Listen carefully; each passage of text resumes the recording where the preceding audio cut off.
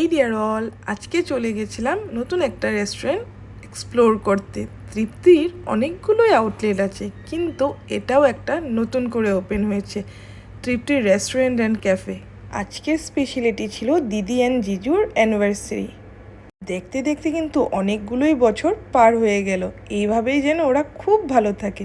মা ফার্স্টলি আশীর্বাদ করে নিল, তারপর কেক কাটিং। সুন্দরভাবেই সব কিছু হয়েছিল। একে অপরকে খাওয়ানোর পর্ব, উফ কি যে দারুণ। তারপর কর্নারগুলো দেখেছো কি যে সুন্দর, কি সুন্দর মকটেলের টেস্ট, উফ দারুণ।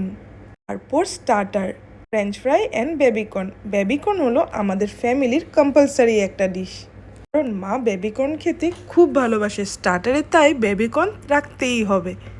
ফ্যামিলির গেট টুগেদারেই খুব কথাবার্তা, সুন্দরভাবে খাওয়া দাওয়ার মজা, উফ আর কি চাই। তার সাথে মেন কোর্সে চলে এলো বাটার নান, পনির মহারানি। খেতে একটু মিষ্টি মিষ্টি হলো, কিন্তু লাজবাব ছিল।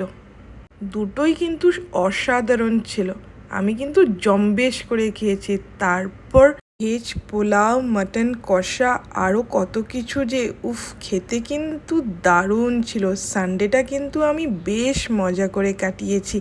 খাওয়া দাওয়া মানে আর তো কি চাই, খাওয়াই জীবন, তার সাথে যদি ফ্যামিলি, উফ মারাত্মক ব্যাপার। তোমরাও তৃপ্তির এই নতুন ক্যাফেটা একবার এক্সপ্লোর করতে একদম ভুলো না। খেতে তো খুব ভালোই ছিল, কিন্তু একটু মিষ্টি মিষ্টি ভাবটা ছিল। তোমরা আগের থেকেই বলে দিও একটু স্পাইসি ভাবটা রাখার জন্য।